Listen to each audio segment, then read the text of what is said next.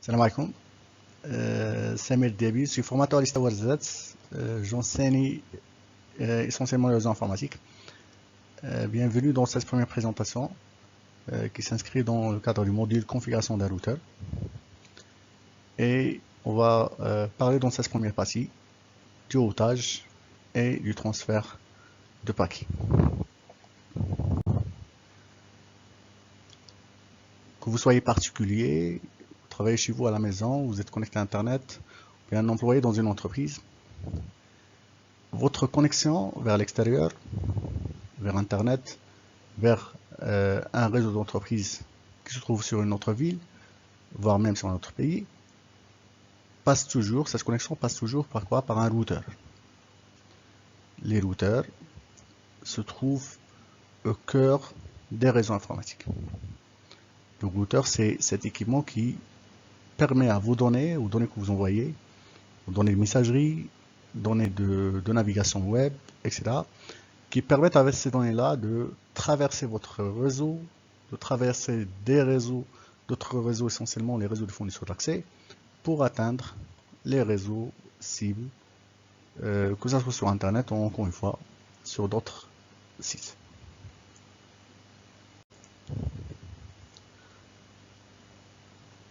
En parlant de routeur, donc, on remarque qu'un routeur a une fonction principale. C'est d'acheminer les paquets jusqu'à leur destination. Notez bien, j'ai utilisé le terme paquet, comme quoi le routeur en tant qu'équipement et avec cette fonction principale qui consiste à acheminer les paquets, il fonctionne au niveau de la couche 3, au niveau de la couche réseau des modules aussi. On le sait bien, au niveau de cette couche, l'unité de données utilisée est le paquet. Donc le routeur a comme fonction principale, a comme mission principale l'acheminement du paquet jusqu'aux destinations. Et ça, on va en traiter en détail dans cette présentation. Et en effet, il a d'autres fonctions, il peut assurer d'autres fonctions, plus ou moins supplémentaires. D'accord? La première, c'est assurer une disponibilité 24 heures sur 24, 7 jours sur 7. En effet, de nos jours, l'utilisation de réseaux informatiques est devenue donc un élément indispensable pour le fonctionnement, pour assurer l'activité de l'entreprise. Cela dit, il faut éviter tout span qui peut engendrer une rupture du fonctionnement, du bon fonctionnement de l'entreprise. Et pour cela, les routeurs sont là pour donner une alternative en cas de problème, pour qu'il y ait toujours un chemin de secours en cas de problème, et pour assurer cette disponibilité, cette continuité de service. Autre fonction assurée par le routeur, c'est la qualité de service. En effet, les routeurs sont capables d'acheminer différents types de trafic. On parle de données dans le cas de navigation web, de téléchargement, etc. Mais parfois, il y a du trafic qui correspond à une transmission vidéo, à une communication voix sur IP. Si le routeur traite tous les flux, tous les trafics de la même façon, certains trafics seront touchés, seront perturbés plus ou moins par cette latence, par ce temps nécessaire à la transmission. Essentiellement, la voix sur IP et la vidéo. C'est pour cela que le routeur est capable, bien sûr, suite à une demande de l'administrateur, il est capable de donner une priorité, une sorte de priorité à certains types de trafic, à la voix IP, à la vidéo, par rapport aux autres flux, par rapport aux autres trafics. C'est ce qu'on appelle la qualité de service. Finalement, le routeur peut aussi intervenir dans le cadre de sécurité. Avec certaines fonctions supplémentaires, il peut réduire l'impact d'attaque. D'accord? Essentiellement, il va assurer ce qu'on appelle un filtrage de données, un filtrage de paquets, un filtrage basé sur les informations de la couche 3 ou bien les informations de la couche 4.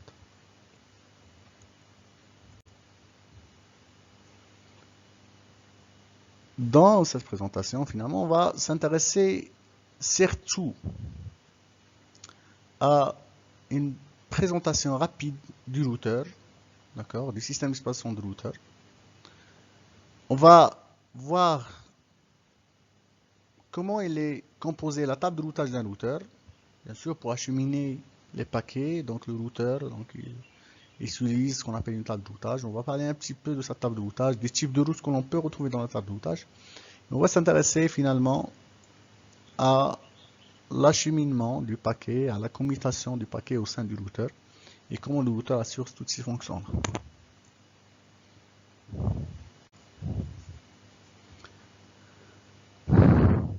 Un routeur, en fin de compte, n'est qu'un ordinateur. Il faut bien le savoir.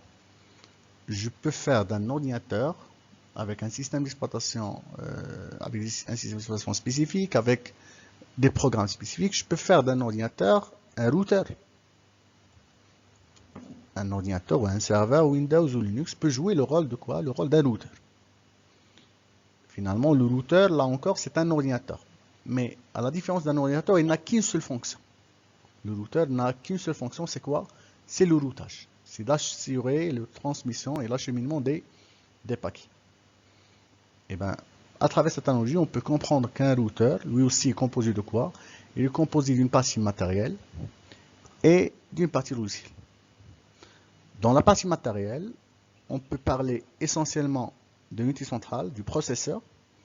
Donc c'est celui qui exécute donc tout ce qui est programme, il exécute le système d'exploitation, etc. D'une mémoire vive, d'une mémoire RAM. Hein. Donc pas mal d'informations sont stockées dans la mémoire RAM. N'oublions pas cette caractéristique de la mémoire RAM comme étant une mémoire volatile. Il perd son contenu une fois le routeur est hors tension ou bien lorsqu'il est redémarré. Une mémoire morte, une mémoire RAM qui contient tout un ensemble de programmes fournis par le fabricant à la base, d'accord? Et dans la partie logicielle, on s'intéresse très essentiellement au système d'exploitation. Ce programme, bien sûr, qui vous permet de communiquer avec votre routeur, de le configurer et de le dépanner en cas de problème.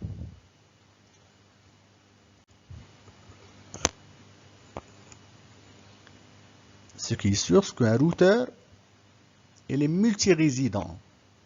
Cela dit, il a plusieurs interfaces qui sont connectées à différents réseaux.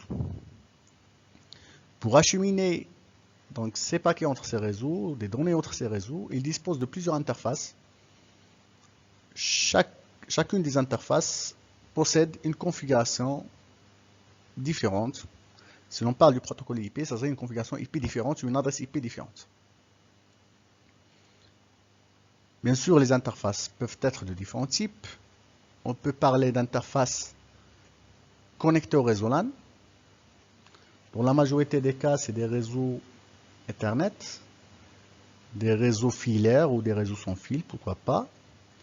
Et des interfaces WAN. Ça veut dire des interfaces qui permettent au routeur de se connecter au réseau étendu. Ça peut être une interface configurée pour un réseau frame relay, pour un réseau à thème ou autre. Voilà, donc ça c'est l'idée. Si l'on prend ce routeur là, en principe, il a deux interfaces. Une interface qui le connecte au réseau local ici. D'après le schéma, c'est un réseau filaire. Une autre qui le connecte à un réseau sans fil. Pardon, un réseau WAN, un réseau étendu. Hein? Dans le schéma, on a dans un sens fait figurer donc le réseau WAN par une liaison série entre le routeur R1 et R2.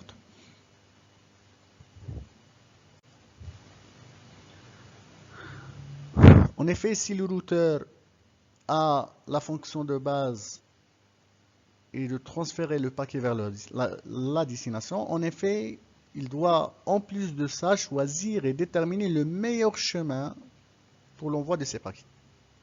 Bien sûr, on cherche à être connecté, on cherche à être connecté avec une vitesse de plus en plus rapide, d'accord? Et cela fait partie donc des fonctions d'un routeur. Il doit choisir le meilleur chemin.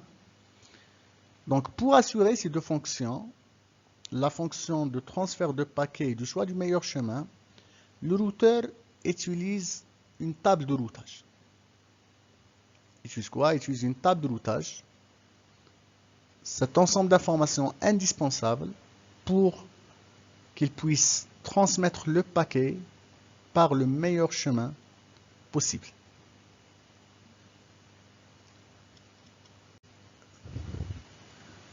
En effet, à la réception d'un paquet, le routeur décide sur le chemin que doit suivre ce paquet et par conséquent par quelle interface il va l'acheminer. Une fois il a décidé sur l'interface, il remet le paquet dans une trame, c'est ce qu'on appelle une encapsulation. Et la trame, bien sûr, sera de type du réseau auquel l'interface appartient. Si l'interface de sortie, par exemple, est configurée pour le protocole PPP, ça serait une trame PPP. S'il est configuré pour frame relais, ça serait une trame frame relais, et ainsi de suite.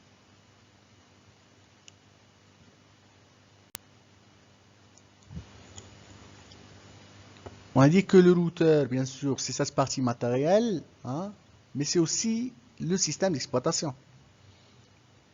Si je prends l'exemple de Cisco, donc le système d'exploitation présent sur le matériel Cisco s'appelle l'iOS.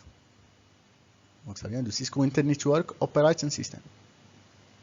C'est ce système d'exploitation qui est chargé d'assurer, un peu comme sur un ordinateur, l'allocation de mémoire, la gestion des processus, la sécurité et la gestion du système de fichiers. Et encore, les fonctions de base assurées par le routeur, je le rappelle, qui sont l'acheminement de paquets et le choix du meilleur chemin, encore une fois, sont assurées par qui? Par le système d'exploitation.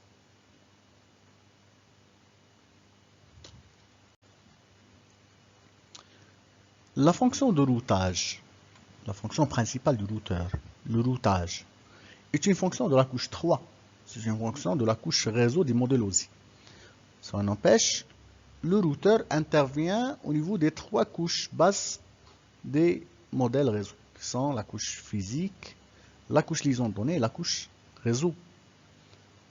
C'est vrai que la décision de routage, elle est prise au niveau de la couche 3, mais ça n'empêche, à la réception, bien sûr, des paquets, donc là, c'est une fonction de la couche physique, la réception d'un signal, d'accord, parce que les données, en fin de compte, sont arrivées sous forme de bits, sous forme d'un signal, sur une interface, donc il faut déjà recevoir ce signal-là et le rassembler. Et puis, il y a un premier traitement qui se fait au niveau de la couche 2, au niveau de la couche liaison de données, parce que le signal et les bits sont rassemblés, ça donne lieu à ce qu'on appelle une trame. Donc, il y a un traitement qui se fait sur cette trame-là au niveau de la couche 2. Par exemple, vérifier si l'adresse de destination de la trame correspond à l'adresse de l'interface, est-ce que ça correspond à une adresse de diffusion au niveau de la couche 2, etc. Et finalement, on extrait donc le paquet depuis la trame, hein, avec une désencapsulation, pour pouvoir travailler sur le paquet. N'oubliez pas que ce qui intéresse le routeur dans le paquet, bon, en premier lieu, c'est quoi? C'est l'adresse IP de destination. Parce que c'est grâce à cette information qu'il va décider par quel chemin et par quelle interface il va acheminer le paquet.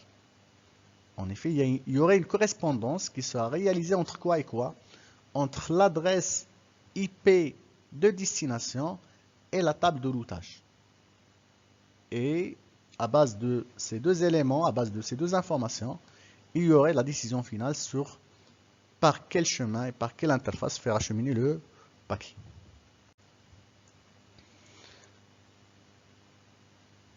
Finalement, une table de routage, c'est quoi? Une table de routage, c'est un ensemble d'informations correspondant au chemin disponible, aux routes disponibles, aux routes que l'on peut prendre, que l'on peut utiliser pour acheminer des données. Et cette information, la table de routage, est présente à la fois sur un routeur,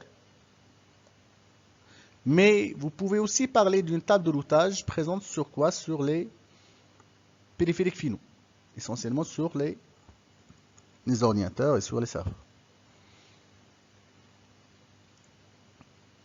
Cette table de routage contient deux types d'informations. Dans un premier lieu, on va distinguer entre deux classes, deux types de routes qu'on peut trouver dans une table de routage. Des routes ou des réseaux directement connectés et des réseaux distants. L'idée est simple. Si l'on prend le routeur R1, il a deux réseaux directement connectés. Par réseau directement connecté, je désigne un réseau pour lequel le routeur a une interface connectée. Dans cet exemple, R1, il a l'interface Fast Ethernet 00. Elle est connectée à ce réseau-là. Il a l'interface Serial 00.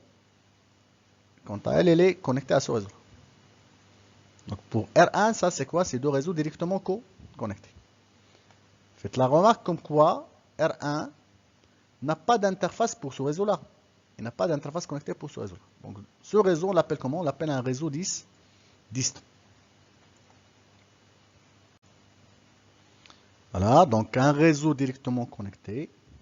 C'est un réseau qui est branché directement, si vous voulez, sur l'une des interfaces du routeur.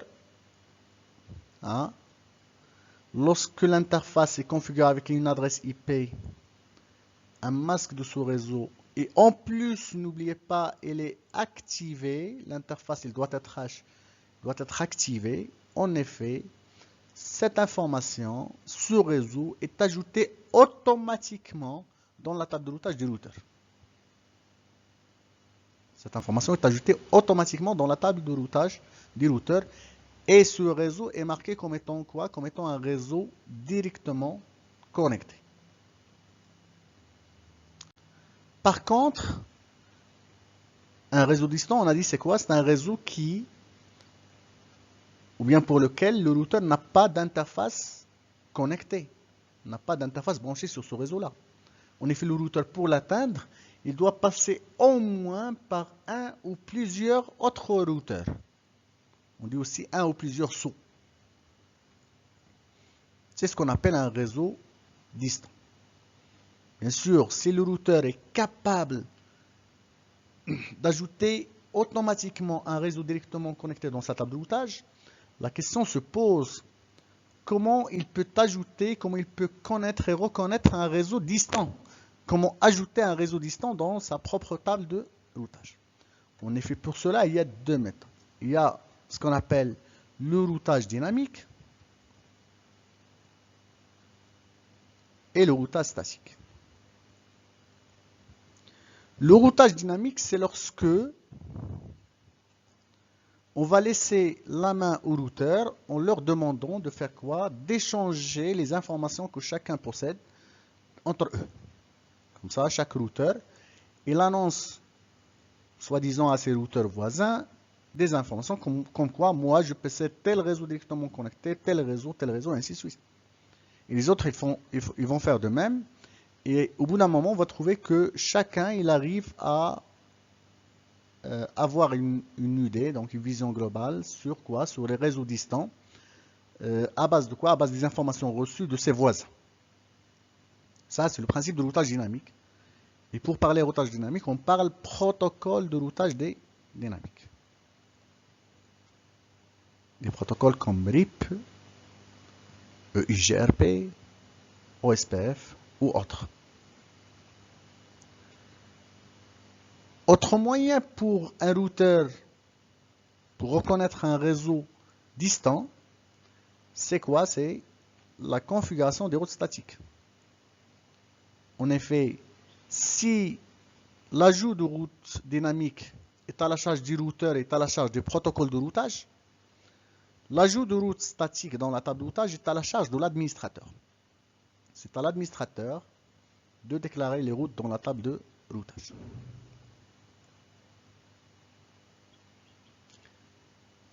Je vais utiliser une sorte d'analogie pour que l'on puisse comprendre ce principe de route directement connectée, route statique ou route dynamique.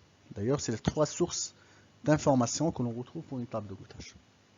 Imaginez un agent de police, un policier, sur un rond-point dont le rôle principal est de guider, si vous voulez, donc les différents véhicules qui se présentent, des voitures, etc.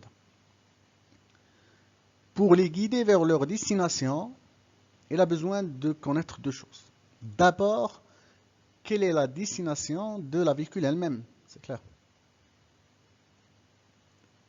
Chaque voiture, où est-ce qu'il veut aller. Donc, ça, on peut la comparer à quoi? On peut la comparer à l'adresse IP de destination.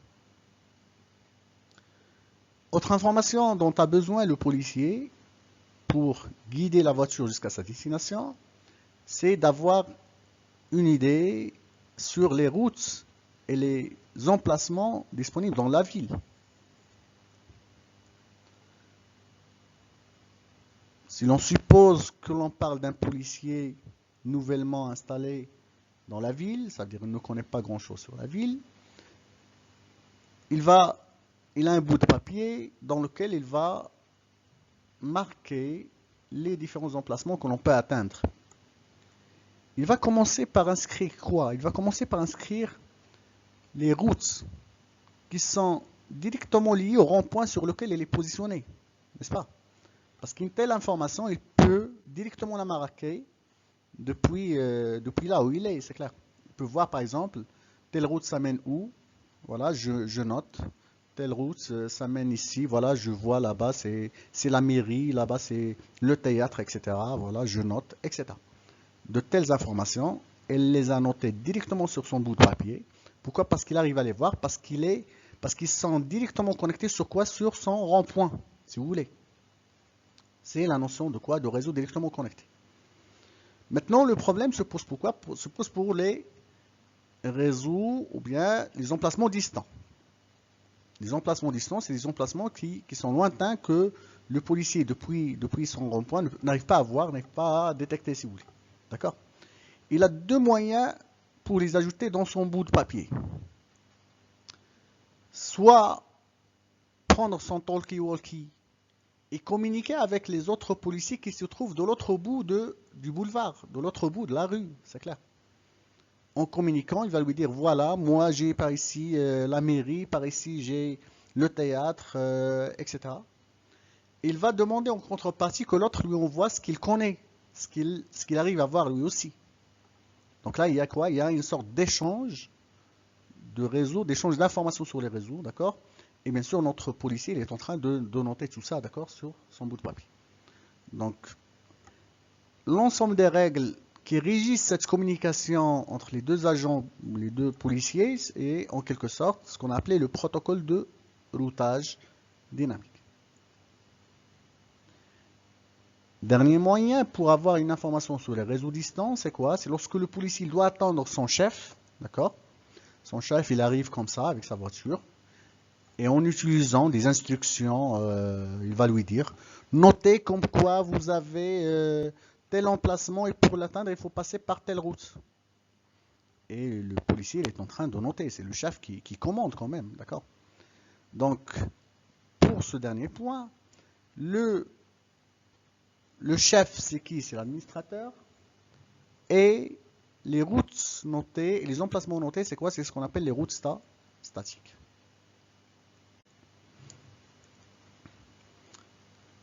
Ça, c'est un exemple d'une table de routage tel qu'il est évoqué dans le cadre d'un routeur Cisco.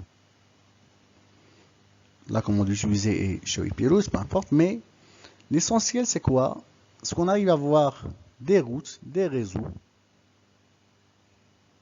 Donc là, c'est le réseau 192.168.1.0/24. Remarquez comme quoi ce réseau il est du type is directly connected. Il est directement connecté. Nous avons ici le C comme quoi il est directement connecté. Et quelle interface nous permet d'atteindre ce réseau-là? Dans ce cas-là, c'est l'interface Fastnet 00. On a aussi qu'il y a quoi? Qu'il y a le S pour désigner des routes statiques et différentes lettres pour désigner d'autres protocoles IGRP, RIP, IGRP, OSPF et bien d'autres. Vous oubliez, s'il vous plaît, que un ordinateur, un serveur a lui aussi une table de routage. peut utiliser la commande route_sprint ou netstats-r pour consulter cette table de routage là.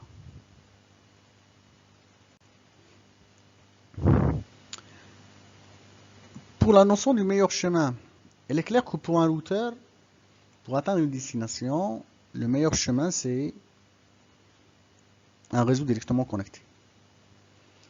Si on n'a pas, là la question se pose. Pour les réseaux distants, comment, s'il y a différents moyens pour atteindre une même destination, s'il y a différents chemins qui mènent à la même destination, comment choisir le meilleur chemin? Dans le cas des routes statiques, il est à la charge de l'administrateur d'ajouter les meilleures routes. Le routeur n'a pas de choix à faire. Mais par contre, pour le protocole de routage, là la question se pose. Parce que le protocole de routage, il peut détecter, à base bien sûr de l'analyse des informations reçues depuis les autres routeurs, il peut détecter comme quoi il y a différents chemins qui mènent à différentes destinations. Comment choisir le meilleur chemin? Ça, c'est une question. En effet, le routeur, ou bien très exactement le protocole de routage, utilise ce qu'on appelle la métrique. Qu'est-ce que la métrique? C'est une valeur qui est attribuée à chaque réseau et qui représente, en quelque part, un critère utilisé pour chaque route, pour désigner la préférence de chaque route. Si je vous demande par exemple d'aller prendre un café au centre-ville, et que nous ayons 2 ou 3 chemins possibles, on va se poser la question par quel chemin il faut prendre, par quel chemin il faut aller. Là. Certains vont dire voilà, on va prendre ce chemin-là. Pourquoi? Parce qu'il y a moins de feux rouges, il n'y a pas beaucoup d'embouteillages, etc. D'autres ils vont me dire voilà, il faut prendre ce chemin, il est plus sécurisé. D'autres ils vont choisir une troisième possibilité, peut-être, pourquoi pas, un chemin qui est gratuit, auquel on n'aura pas à payer quelque chose, etc. Les protocoles de routage ont leurs propres métriques, leurs propres critères pour décider sur la préférence d'une route. L'exemple le plus facile, le plus utilisé par contre dans le cas du protocole RIP, c'est quoi? C'est le nombre de sauts. Ça c'est un exemple simple de métrique. Par nombre de sauts, on désigne combien de routeurs, par combien de routeurs on doit passer avant d'atteindre la destination. Cela dit, si j'ai 2 chemins qui mènent à la même destination, le premier je dois passer par 5 routeurs, le deuxième je dois passer par 3 routeurs. J'aurais préféré le deuxième, pourquoi? Parce que je vais passer par moins de sauts. Ça, c'est la vision, par exemple, du protocole de routage RIP. Autre métrique utilisée, la bande passante. La bande passante, ça veut dire tout simplement la vitesse du lien. Si vous me dites qu'il y a 2 routes qui mènent à une ville, à l'une, on peut circuler ou rouler à 60 km/h. À l'autre, on va prendre, par exemple, 100 km/h. On va préférer celle qui nous permet d'aller le plus vite possible, n'est-ce pas?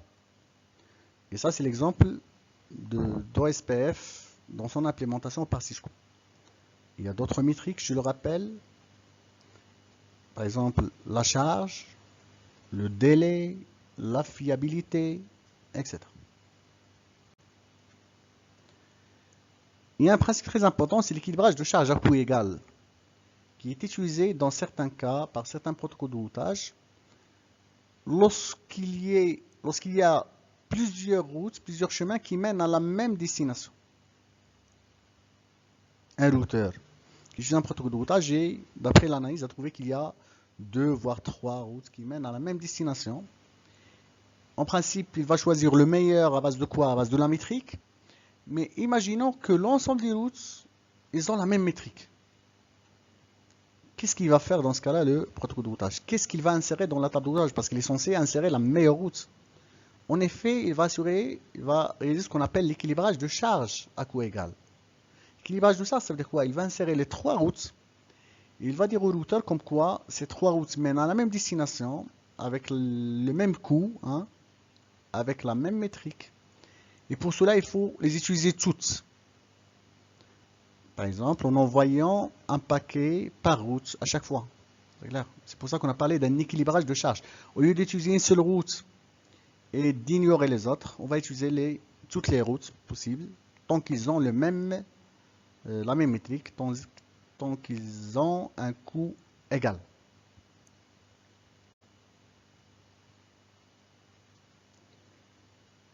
On détaille un petit peu cette notion de détermination du chemin avec un nouveau concept, ce qu'on appelle la commutation. Un routeur qui veut atteindre une destination ou qui a plusieurs chemins possibles, on l'a dit, il doit choisir quoi? Il doit choisir le meilleur chemin. Et pour cela, il doit se baser sur deux informations. D'accord? Deux informations qui lui permettent de prendre la décision. D'abord, l'adresse IP de destination. Et deuxième chose, c'est quoi? C'est la table de routage. Hein? La table de routage. Donc, qu'est-ce qu'il va faire le routeur? Il va chercher une correspondance entre l'adresse IP de destination et la table de routage, entre les routes directement connectées, les routes distantes, que ce soit des routes statiques ou des routes dynamiques, pour choisir la correspondance, pour trouver le chemin correspondant, et par conséquent, utiliser ce chemin-là pour atteindre la destination. En effet, on l'a dit, donc le chemin de destination peut être, le chemin utilisé peut être quoi?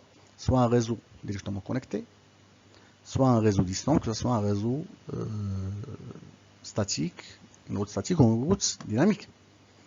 Mais si aucune route ne correspond à l'adresse IP de destination, et bien dans ce cas-là, le routeur il va prendre la décision de supprimer le paquet.